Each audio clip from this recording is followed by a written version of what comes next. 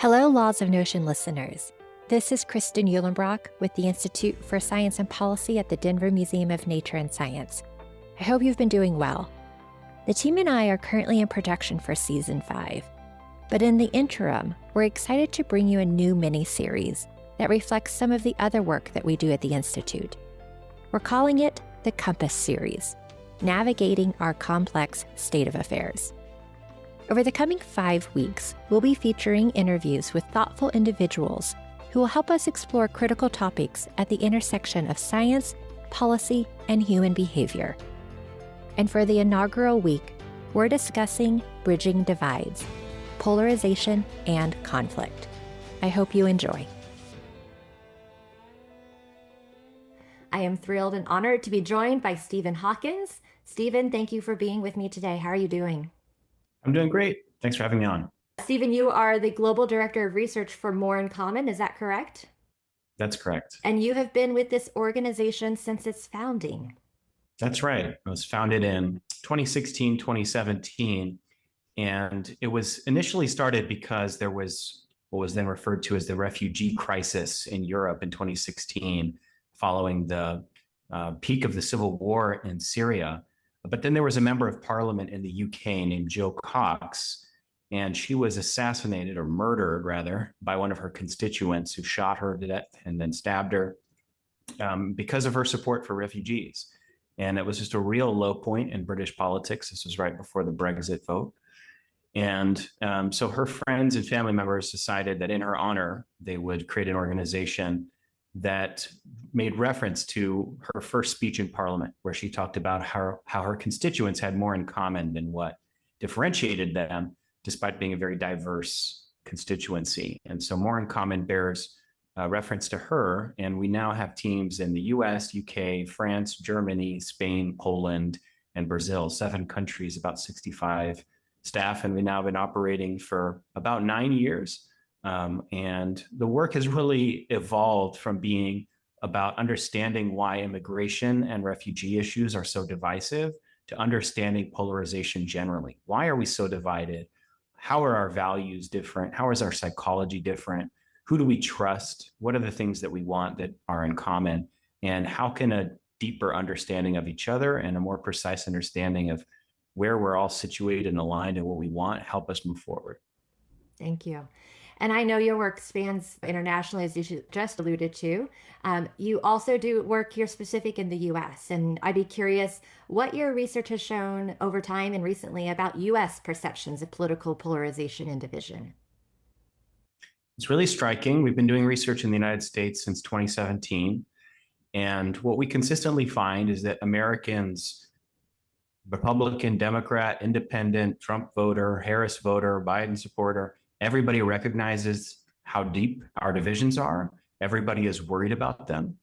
And just before President Trump took office, just in January, we did a poll of 2,000 Americans where we asked them, if you could describe what your ideal America looks like, what would it be defined by? And we gave people a bunch of words, like 24 or 26 words. And united was the number one selected item. It's really a deep yearning that Americans have. At the same time that they really feel animosity and fear towards the people that they disagree with. And so we're in this kind of paradoxical place where we all recognize the problem. There's a very deep and broad desire for us to overcome that problem, but we also really feel threatened by the other team. And we recognize that the greatest threat facing the United States today is not from an external enemy, it's from each other. And that's felt on both sides as well. So that's what the research shows. There's a very deep desire for us to overcome this problem. So the question is, how do we navigate that paradox? And so this word united, right? You did this right before he took office. I would be curious, fast forward us 90 days or so into this new Trump administration, second time around. How are you thinking about the current climate and what you all have learned from doing some of your public opinion research and what you're seeing playing out right now? Well, let me take a step back and then show how things have changed. So if you had asked me that question, how are things playing out in 2018 or in 2020? or let's even go back further. Let's say during the Obama presidency, one of the things that's been true in America for, for decades is that people have different values. And so they might be seeing the same picture, but they just interpret whether it's good or bad differently based on what their values are. So let's say, there's more freedom in society and people are making more choices about what to do with their body and who they, have relationships with and how they decide to set up families. One part of the country looks at that and goes, great, more freedom, more individuality, more choice. That's great. And another side of the country looks at it and goes, what's happening to the best institution in our country? Family is the best institution in our family and we're in our country. And when we see decline of family, that looks like a bad thing to them. So that's not differences in reality. That's just differences in values, right? They're seeing the same picture. Well, let's fast forward now to 2025. We still have those differences in values. Those values differences are still there, but now we also have differences in reality. And this is really coming out now in the Trump era, where in this presidency, Trump is doing things which, if you're a Democrat, look a lot like he is trying to test the limits of his constitutional authority, look a lot like he is trying to become a unitary executive and basically ignore Congress or just force his agenda through. And that feel very threatening to the entire stability of our institutions. And if you're a Republican, you're looking at reality right now and seeing a president who's following through on his agenda, who's finally getting things done, who's finally taking control of the chaotic border, who's finally insisting that the American desire to have control over who is coming into our country and how safe our cities are is someone is advocating for and insisting on having power and doing that, and who is not going to tolerate a progressive agenda being foisted onto our education institutions, onto our education generally in public systems, onto our culture. And he is acting with power and seizing control of the country in a way that is true to what he said he would do. And so we're now seeing that what's happening 90 days into this country is some people think we're in a constitutional crisis, and Trump voters broadly are still very happy they voted for Trump. They don't all love him and think he's a perfect man. Mostly they don't think he's a perfect man. Some of them think the way he's doing things is a little rough, is a little harsh, but they also feel like they have limited options and feel very fatigued by decades of dysfunction in our country. And there's a feeling of relief. There's even a sense of thrill, maybe, that stuff is actually happening. And I think Trump, as an entertainer and as someone who understands sort of crowd psychology, is very good at sort of understanding what his base wants and needs. And that the psychological relief of seeing big things happen and happen fast is part of what he's delivering to them. So we're in dangerous waters now because we have very divergent perceptions of what's happening in the country. And I don't see them converging very quickly. You hit on this word perception and our realities, right? These realities that we view through these different lenses, because that's how our human brains work. It's also a factor of how we consume information. Who do we tune into? From what media channel? Are we staying in our echo chambers? Where are we getting information from? How is that playing into the consumption of our media and where we get our information? How is that playing into some of these realities and perceptions that we're seeing? And what should we be doing differently for those of us who particularly go to the same similar outlets or podcast channels or, news media or social media? How does that filter into this, and what should we be doing differently? Well, it's a very relevant factor.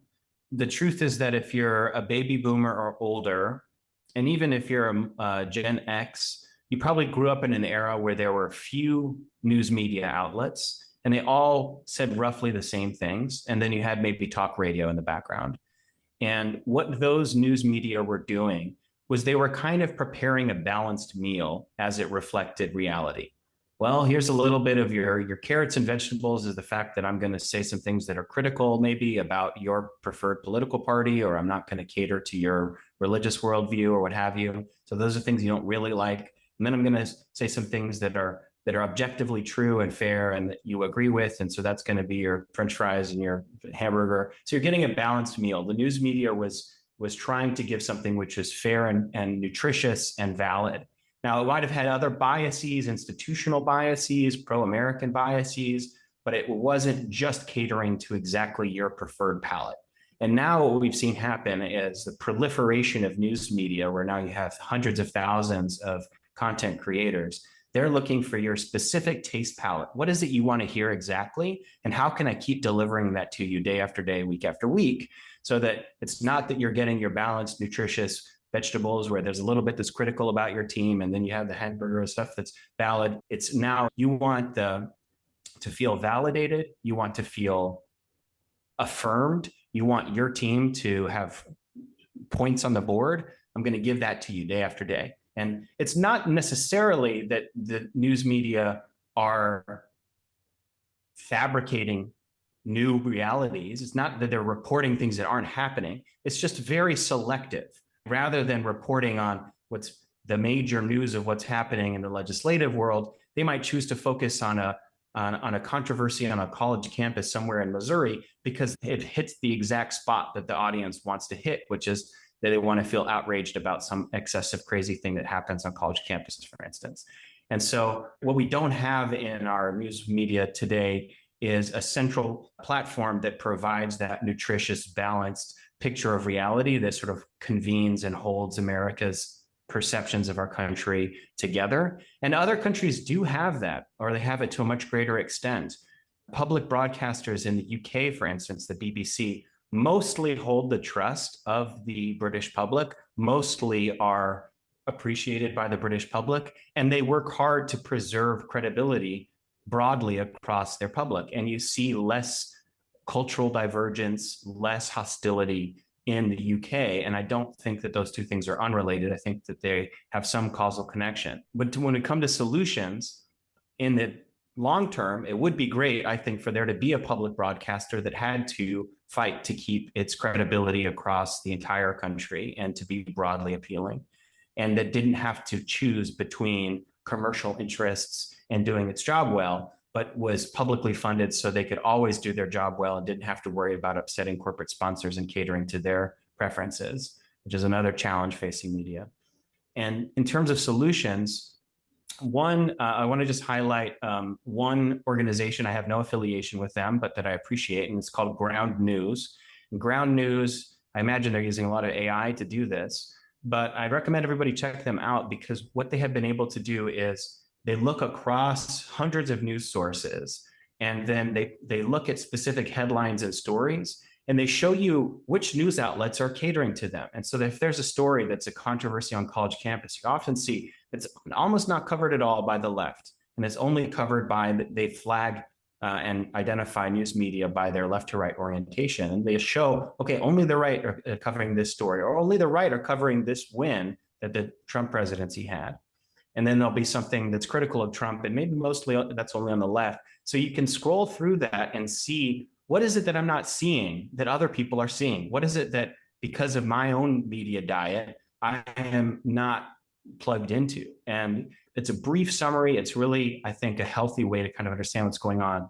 If you'd asked me this question 3 years ago, I'd have said, try to develop a balanced media diet, which would have meant like pick somebody from the other side who you really don't agree with much and just listen to their podcast. Now, I do that, but it's a big ask, and people, I don't think, often follow that advice. Ground News will now do that work for you, and it summarizes it for you so that in 5 minutes you can figure out what are the big pieces of what's happening in current events that I'm not seeing because of who I pay attention to.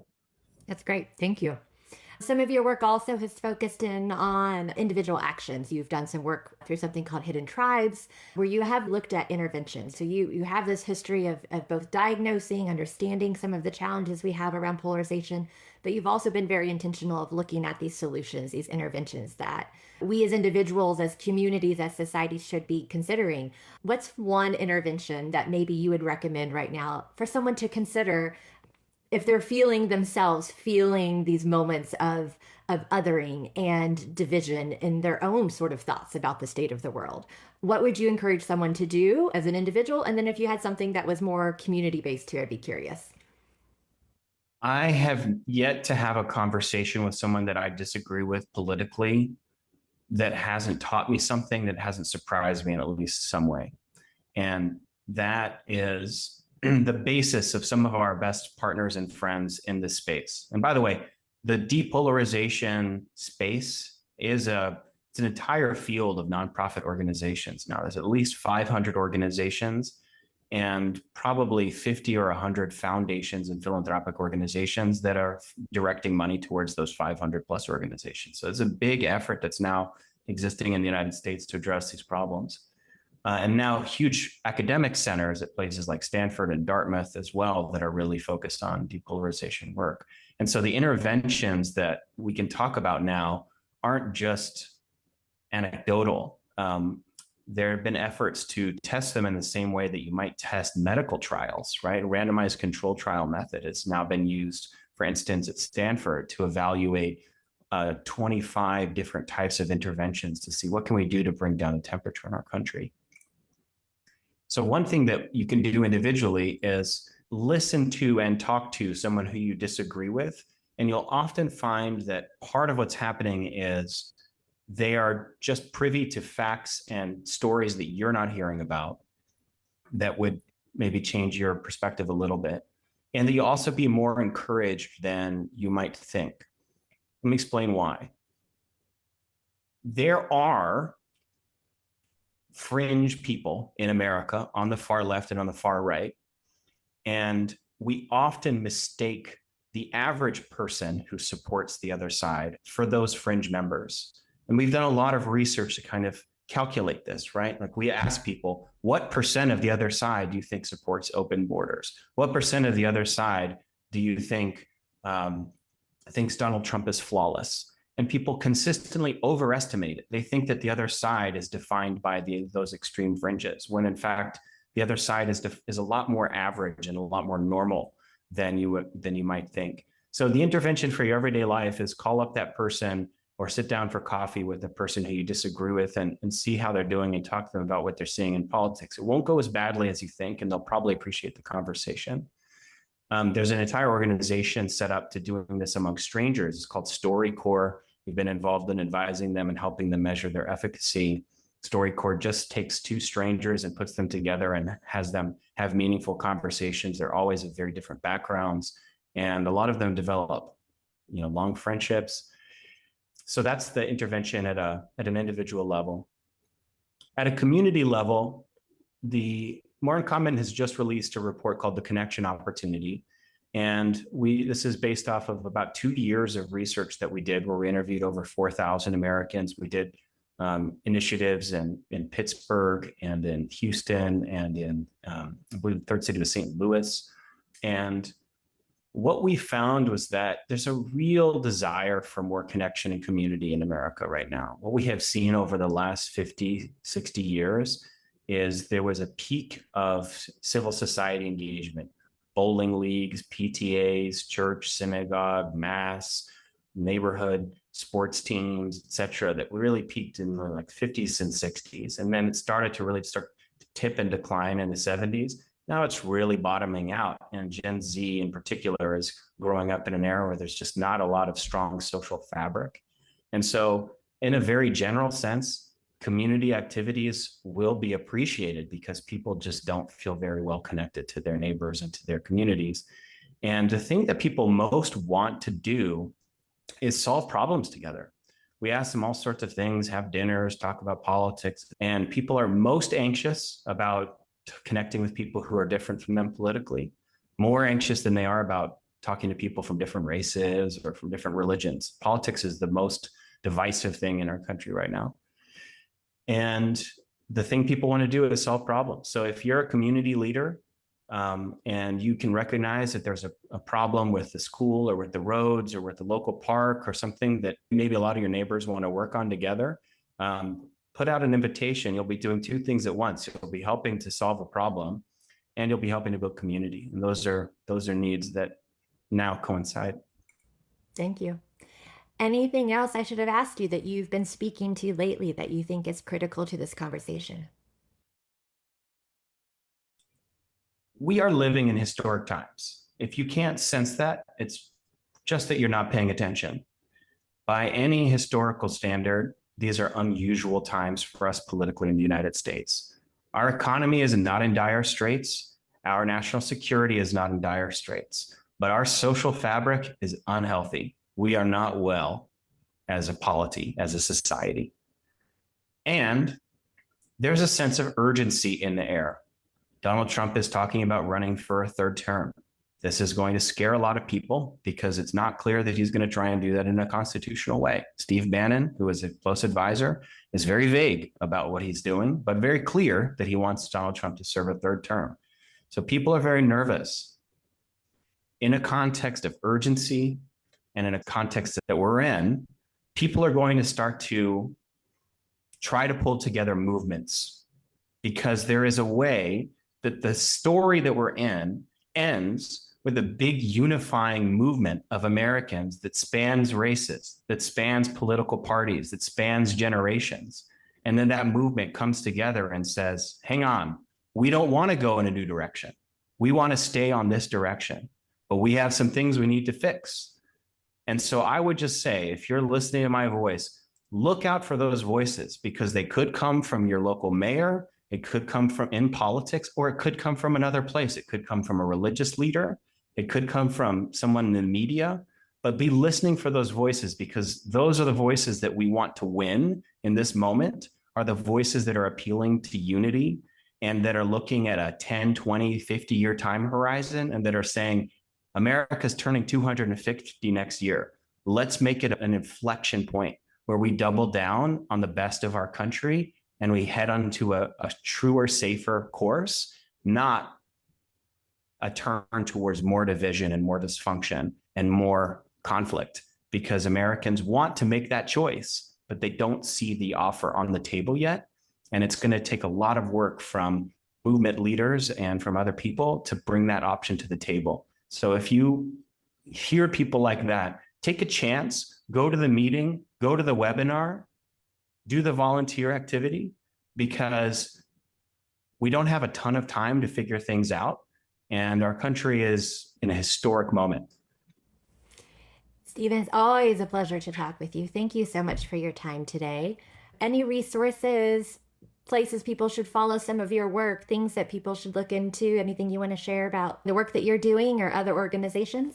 If you want to follow more in common and read about our Hidden Tribes project, we have some really interesting, important projects that we're launching this year. We're going to be studying Trump voters in a lot of detail. We're going to be studying progressive activism and DEI and the opposition to wokeism, as it's called, later this year. And we're going to be writing about what we call the exhausted majority, the 2/3 of Americans who don't really feel well represented by the progressive left or by the MAGA right, and who want to see our country stay on course. We're going to be writing a lot about those things, interviewing thousands and thousands of Americans to understand this moment. And so if you want to follow those projects, you can follow us if you go to moreincommonus.com. So it's moreincommonus.com. You can sign up for our newsletter and get our reports there. Thank you for joining us. I hope you enjoyed today's episode. Stay tuned for next week, where we'll be talking about uncertainty. To learn more about the Institute and this series, visit us at institute.dmns.org and be sure to sign up for our mailing list. Thanks and see you soon.